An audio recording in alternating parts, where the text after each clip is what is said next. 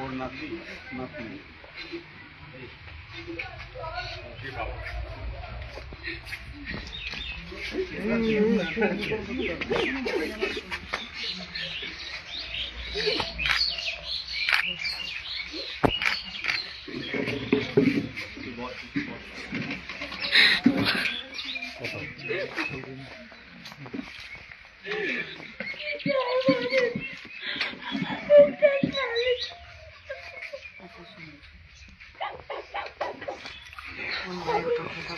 তুমি এখানে আছো নাকি এই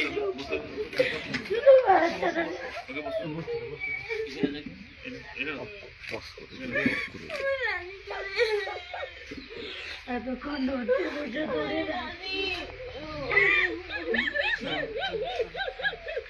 আমি কাজে দিয়ে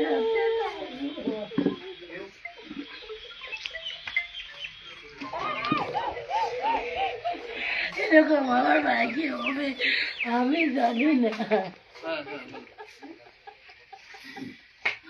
চলে এসছি বাড়িতে। ও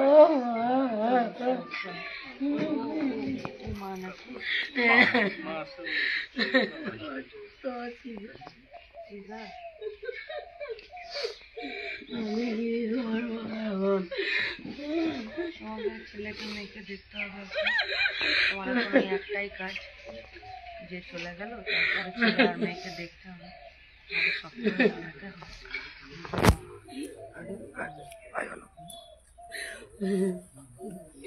পাচ্ছি না আমি।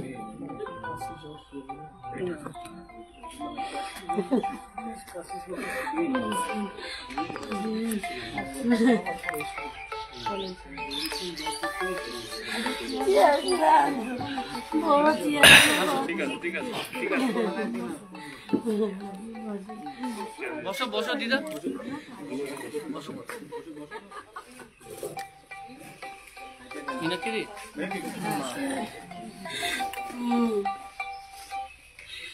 আজকে কে যাবে হসপিটাল? সবাই যাবে, সবাই যাবে।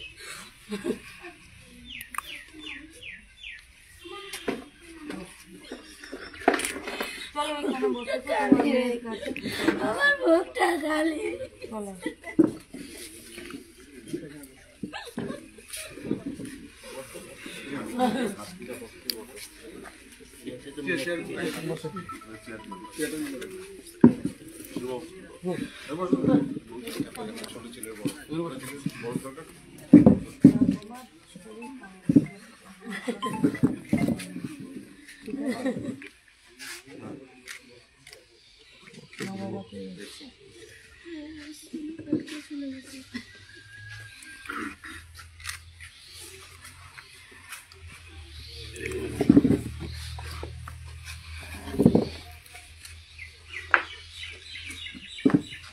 কৌশিক কৌশিক এটা 54 দিনে দিলে এই দেরিটা কেন? সব বল খুলে বল।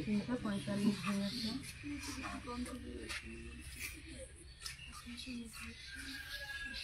আচ্ছা, মানে পেটে থাকার থেকে যে বয়সটা সেই অনুযায়ী। ওদিক থেকে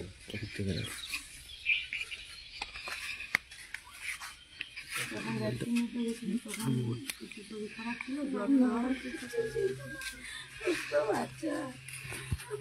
পেচ্ছাপ পায়খানা বাচ্চা সব নর্মাল। কি সুন্দর দিদি তুমি যাচ্ছ, কান্না করবা না?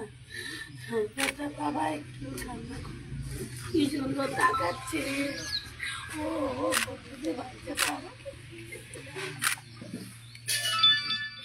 টোটো করে উঠাই দিলাম, বাচ্চাটা আনন্দ। তারপরে ভ্যাকসিন নেওয়ার কতক্ষণ পরে ওর 2টা থেকে ভ্যাকসিন দিচ্ছে। 12 মিনিটে 12টা একটা সময় একটা ভ্যাকসিন দিল। ওরে বাড়িয়েছে 4টা থেকে শুরু হয়েছে, বাচ্চাটা কান্নাকাটি কান্না করতে লাগছে, আমি কিন্তু জায়গাটা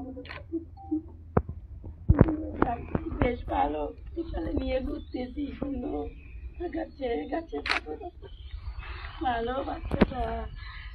পরে কিছুক্ষণ বাদে চোর আসলো, ঘরে নিয়ে ঢুকাইলাম, জ্বরের ওষুধ খাওয়াইতে বলছে, ওষুধ খাওয়াইলাম, 3 ফোঁটা ওষুধ খাওয়াই দিলাম, নিয়ে আছি, তাকাচ্ছে, গান গাচ্ছি, গান গাওয়া বন্ধ করছে, আবার সবগুলো মেলে দিচ্ছে, আমাকে বলতেছে আরো গান করো, বাচ্চাটা একটু চালাক, ওটা মুখে বাঁধি রাতে, রাত্রিবেলা বাচ্চাটা ঘুমাইলো, 1টা থেকে 1:30 থেকে বাচ্চাটা হাতে দিচ্ছে, দিয়ে না দিয়ে রক্ত বের হচ্ছে, সঙ্গে সঙ্গে চাপাইকারি নিয়ে গেল। হাত ছিল তো রক্ত নাক থেকে মুখ থেকে না নাক থেকে? শুধু নাক থেকে।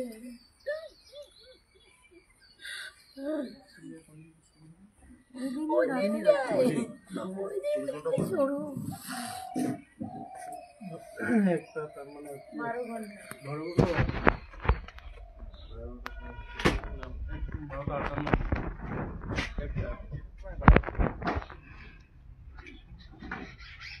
জলপাইগুড়ির ডাক্তার কি বললো? আমি তো দেখি ছিল না, আমরা নিয়ে গেছি, বললো যে তোমার বাচ্চাটা নেই, ইঞ্জেকশনটা নিতে পারছি না,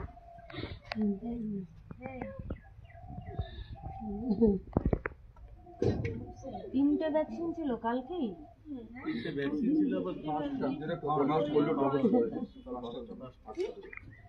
ওরা জানে না যে ওইটুকু না বাচ্চা, একদিন বাচ্চাটাকে তো মেরে ফেললো, কি নিয়ে থাকবো দিদি, আমার স্বপ্নটাকে ভাঙে দিদি।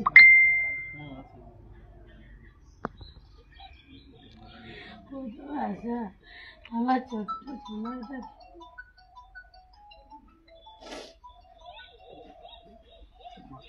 শুধু কুদকুদ আওয়াজ শুনতেছি, ঘরে মনে কান্দেছে এখনো।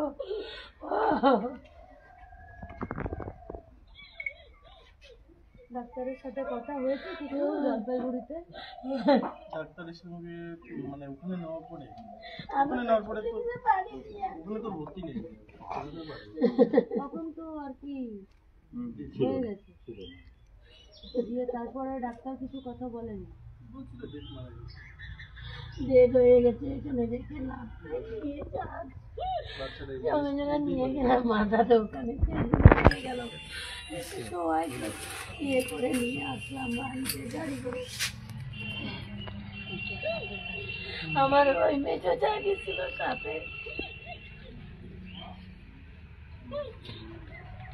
চলে গেছে। তোমার বাড়ি সাপটি বাড়ি, মানে আমার এটা কিছু বলে। পুলিশ কি বললো?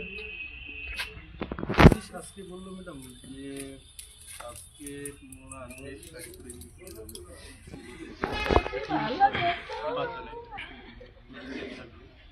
তো আমাদের বাড়ির কাছে আর যেটা ভিডিওগ্রাফি, যেটা হচ্ছে ভিডিওগ্রাফিটা হবে ফার্স্ট লাস্ট, তো আমি বললাম যে ফার্স্ট লাস্ট হবে, কোনো যেন এডিট না হয়, ম্যাজিস্ট্রেট দিচ্ছি তো কোনো এডিট না হয়। ওরা মনে করেন ভিডিওটা শুরু হলো, মাঝখানে আবার গেপ করে দিয়ে এডিট করে দিল, যেটা মেন পয়েন্টটা, ওই জিনিসটা আমি কিন্তু চাইব না। এখানে ফরেন্সিক করার তো কোনো সুবিধা নেই,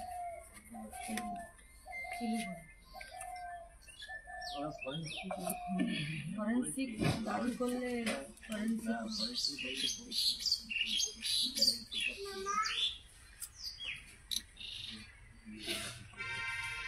ভিডিওগ্রাফি একটা, ম্যাজিস্ট্রেটের উপস্থিতিতে 2, 3 নম্বর হচ্ছে পরিবারের একজনের উপস্থিতি 3, 4 হচ্ছে ফরেন্সিক।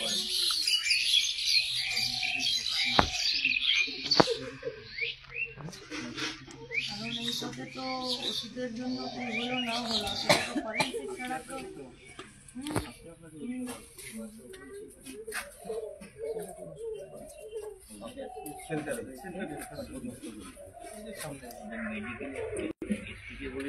মেডিকেলে বলতে হবে যে আমরা ফরেন্সিক অ্যাডমিনিস্ট্রেশন পুলিশ এটা এখন একটা হোয়াটসঅ্যাপ থেকে এখন একটা মেল করে দিতে হবে এসপি যে থানাতে এফআইআর করেছে সেখানে আর জলপাইগুড়িতে নিয়ে গেছিল সেখানকার এমএসবিপিকে একটা করে দিতে হবে। আর ওই মেলটা একবার আপনারা ওই রাজ্যে পাঠিয়ে দিন স্বাস্থ্য দপ্তর উইদাউট ফরেন্সিকে আমরা চলেই তো গেছে, আমার তো আর কিছু নাই, যেটুকু থাকবে ওই 4টা জিনিস থাকবে। ম্যাজিস্ট্রেটের উপস্থিতিটা কিন্তু কনফার্ম না হয়। ওটার পিছনে থাকছে না, কালকেই বললো কি বললো? বললো যে ওটা ওই বিয়ে হওয়ার 7 বছরের আগে যদি কেউ মারা যায় তাইলে নাকি ম্যাজিস্ট্রেটের উপস্থিতিতে করানো হয়। একবার পড়ে আসুন ভালো করে। ভিডিওগ্রাফি যখন আমরা গেলাম তো এফআইআরটা নিয়ে ও রিসিভ করছে না, ফোন করেছে নিয়ে আমাদের সমস্ত করার পর এখানে বসালো। তারপরে 2-3 বার ফোন করে কাকে কাকে করেছে যে যেন মানে রিসিভ করে দেবে। আবার বললো দেখুন আপনার ম্যাজিস্ট্রেট উল্লেখ করেছেন, ম্যাজিস্ট্রেট তো ওইভাবে হয় না, শুধুমাত্র ইয়ে কেসে হয়, 7 বছর আগে যদি মারা যায় তাহলে হয়, বোঝা যায়। হ্যাঁ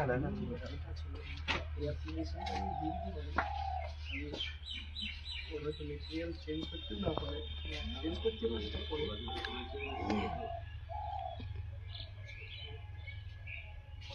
আমরা চাইছি এবার কি জরুরি এখন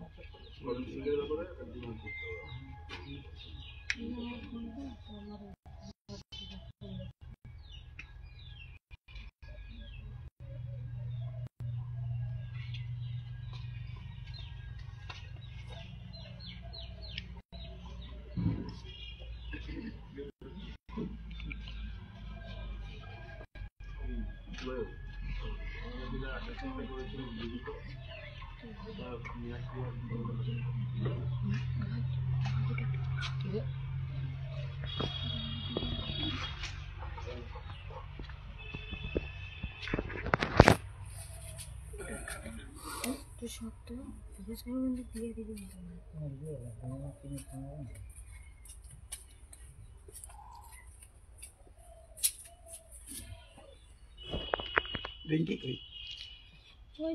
তোর সামনে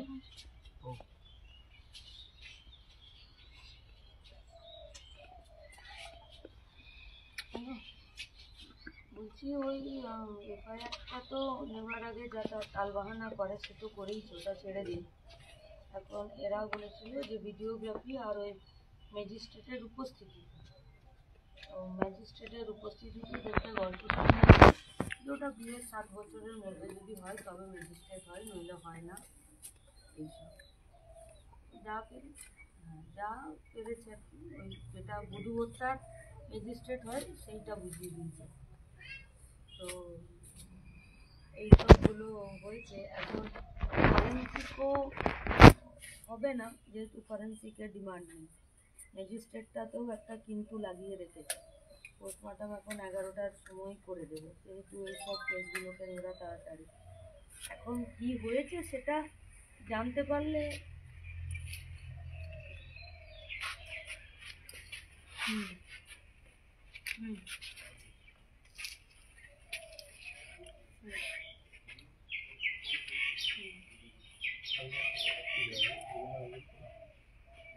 আচ্ছা। আর আর আর একটা করতে চাইছি যে এসপিকে, জলপাইগুড়ি এমএসবিপিকে, আর যে থানাতে এফআইআর করেছে সেই থানাতে আরও একটা অ্যাপ্লিকেশন করাতে চাইছি যে ওই ম্যাজিস্ট্রেটের উপস্থিতি এবং ফরেন্সিক ভিডিওগ্রাফি, পরিবারের লোকজন, এই 4টা ডিমান্ডকেই যদি ওরা পরিবার যদি বলে যে হ্যাঁ, তাছাড়া তো কিছু বেরোবে না। অন্তত পক্ষে এটুকু বেরোক যে কি কি করে কি হলো, যাতে আপনার হোয়াটসঅ্যাপটা দেখে নিন।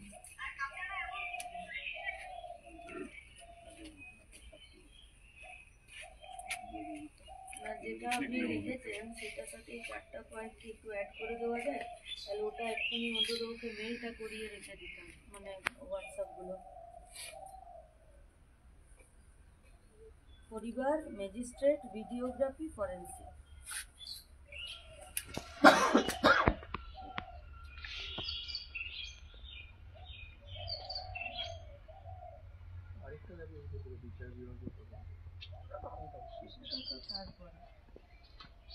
দেখো, বলার তো কিছু নেই, যে পরিবারের পরে হয় এই পরিবারটাই বোঝে কি জিনিস হারিয়ে গেল, কার গাফিলতিতে হারালো, কেন হলো, এটা যদি জানতে পারা যায় তাহলে অন্তত পক্ষে তো বাচ্চার ব্যাপার, ও তো কিছু বলতেও পারবে না, এই হলো সেই হয়েছিল আমার এই কষ্ট হচ্ছে, তো বলতেও পারবে না। অন্তত পক্ষে এটুকু যদি সবাই জেনে যায়, তাহলে যদি এটা সত্যি সত্যি কিছু নয়, এমনি যদি হয়েছে, তাহলেও তো অনেক মা বাবা সতর্ক থাকবে যাতে এরকম আর কারোর সাথে না হয়। আমি যে কষ্টটা হয়েছে আপনার তো বাবা না, এইটা একটা, আর যদি কোনো গাফিলতি ছিল তাহলে যাতে আর কারোর সাথে গাফিলতি না হোক, তাহলে